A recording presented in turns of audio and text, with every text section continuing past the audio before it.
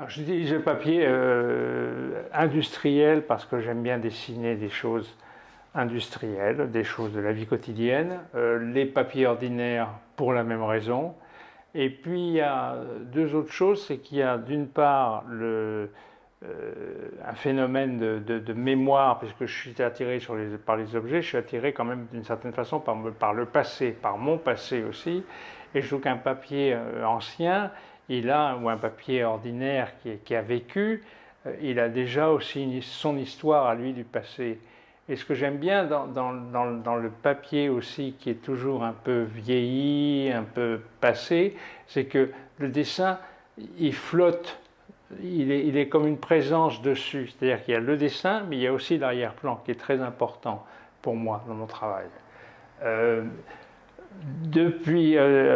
Avant, j'utilisais que des papiers industriels, français ou américains, que je trouvais, papier d'emballage. Mais avec le Japon, j'ai découvert que, comme j'aime bien les papiers qui ont un ton, qui ne sont pas blanc-blanc, j'ai découvert qu'au Japon, il y avait des très beaux papiers, parce que tous les papiers washi, en général, soit ils sont un peu transparents, soit ils sont un peu jaunis. Ils ont cette qualité que j'aime bien, que moi j'aime bien dans le papier. Je n'utilise jamais du papier blanc, pour ainsi dire. Ou si j'en utilise, je le vieillis. Et notamment, quand ça a commencé, on m'a offert des papiers. Des amis japonais m'ont offert des papiers parce qu'ils connaissent mon amour du papier. Et je ne savais pas quoi en faire. Là, je vais peut-être montrer un tiroir où il y a tous ces papiers qu'on m'a donnés, que je trouve fabuleux. Et au début, j'ai trouvé tellement beau que je ne pouvais pas m'en servir parce que quand je reçois ça, pour moi, c'est une perfection. Ça, même la ficelle, tout, ou ce genre de bloc comme ça, c'est impossible pour moi de dessiner dessus parce que j'ai trop amour de l'objet. Et puis ce qui se passe, c'est que c'est un papier qui ne se gomme pas. Et moi, je travaille au crayon. Mais j'ai découvert une chose avec ces papiers qui m'ont été donnés, c'est que quand je suis obligé de gommer, je coupe le morceau de papier et j'en recolle un à la place, ce qui fait qu'à la fin, ça fait un assemblage. Et que je trouve ça très intéressant, parce que j'aime bien qu'on voit la trace du gommage, mais là, il n'y a plus la trace du gommage, mais par tous les découpages successifs, c'est le même processus. Donc, pour moi, ça a été une révélation. Et tous ces papiers m'ont effectivement été donnés par des amis japonais qui, à chaque fois que je les vois, me donnent ces petites merveilles que j'adore. Et alors, ce que j'aime bien aussi, j'aime bien qu'il y ait une texture sur mon papier. Et ce que j'aime beaucoup avec le washi, c'est que comme il est fin, tout ce qui est derrière, ma table, des petits morceaux de crayon, tout ça, quand je dessine, ça apparaît dessus. Donc le papier prend une vie en soi avec le processus du travail, il s'enrichit. Et ça, avec le washi, c'est particulièrement efficace par rapport aux papiers industriels qui sont plus lourds et plus rigides, plus raides.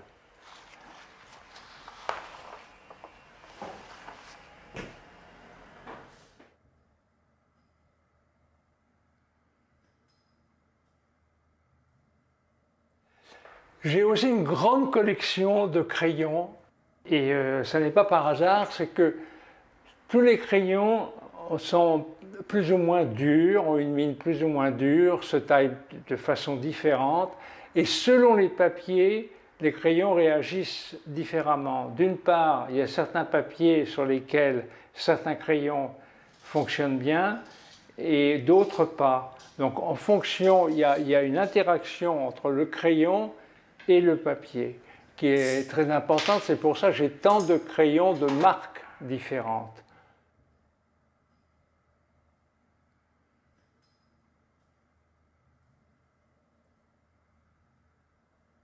J'ai parlé donc de mon matériel de base, les crayons, le papier. Il y a aussi une chose que j'utilise beaucoup, c'est le scotch. Enfin le scotch, le papier collant.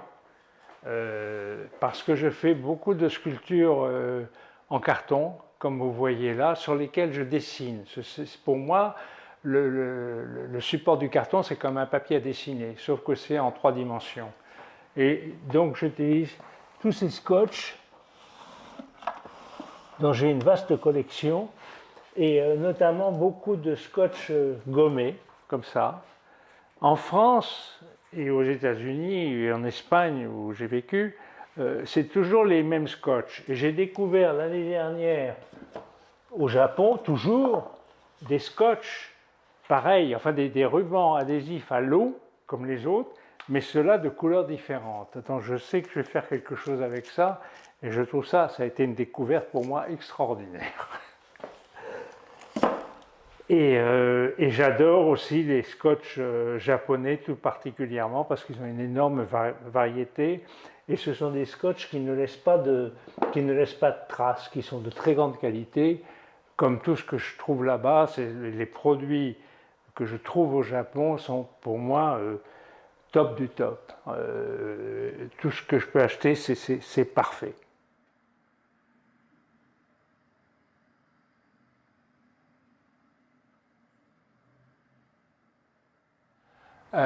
Oui, alors il faut aussi que je vous parle des règles parce que j'adore, j'ai toujours aimé les règles et en plus je dessine à la règle. Donc ce qui au début était un objet d'utilité est devenu un objet, je dirais, de collection parce que dès que je vois une règle quelque part qui me plaît, je l'achète, même si je ne m'en sers pas. J'ai des règles en bois là dont je ne me sers jamais. Mais toutes ces règles en plastique et les règles en métal, je m'en sers tout le temps. Mais il y a des règles comme celle-ci, cette règle japonaise, entre parenthèses, et celle-ci aussi, qui sont absolument superbes. Mais bon, je ne vais pas dessiner avec, quoi. Si je dessine à main levée, ma tête, elle va plus vite que ma main, ou vice-versa. C'est-à-dire qu'elles ne sont pas synchro, et donc il y a quelque chose, une espèce de facilité. Avec la règle, il y a une application, il y a vraiment, dans le tracé de la ligne, il y a la même vitesse pour moi de l'esprit et de la main, ce qui rend le dessin, dans mon cas, plus fort, je pense.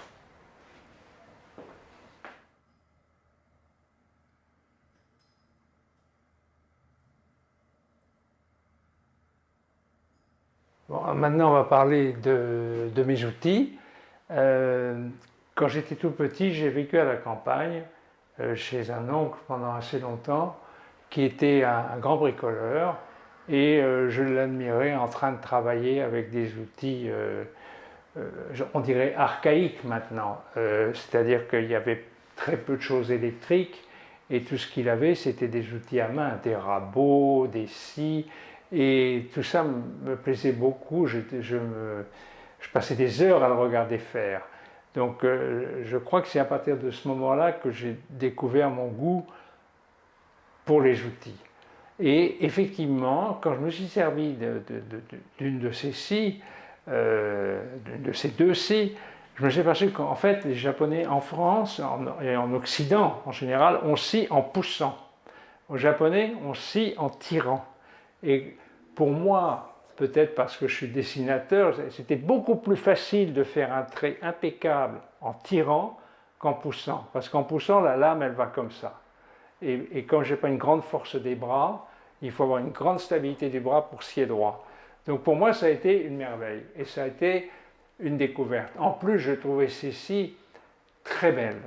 Et donc ces scies-là, ces scies-là, je m'en sers tout le temps, tout le temps. Alors quand je fais mes meubles, tout ce qui est, je fais des plans, j'étudie les morceaux de bois et je vais chez mon marchand de bois qui me fait les coupes principales. Après, je n'ai plus qu'à faire moi des petites modifications quand je veux faire des choses comme des taquets, des petits détails que je fais toujours avec ces scies. Ou quand j'ai des fentes à faire comme ça qui sont assez compliquées pour qu'elles soient parfaites, je fais ça aussi avec ma scie à main. C'est-à-dire que je travaille tout le temps avec la scie à main ou le rabot à main.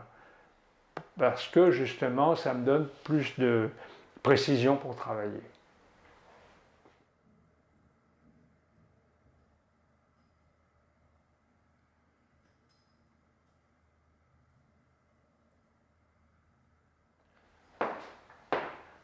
À présent, nous montons à l'étage.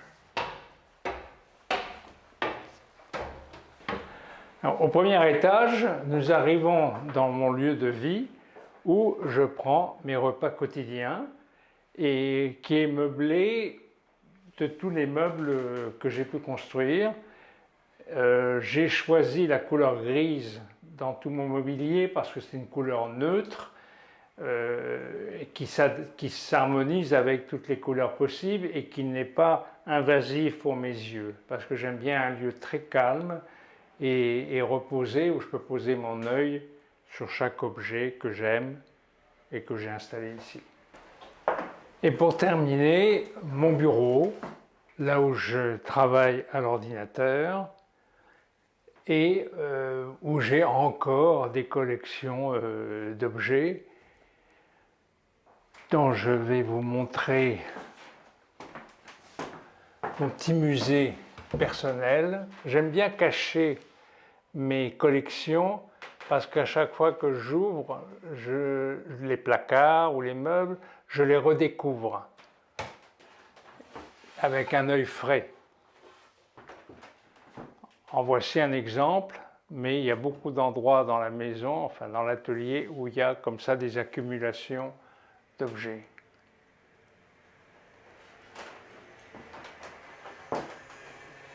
En conclusion, je me considère moins comme un artiste que comme un documentaliste, je dirais, de tous les objets que j'aime et qui, par le dessin, deviennent peut-être encore plus proches de moi, encore plus personnels, parce que je me les approprie par le dessin.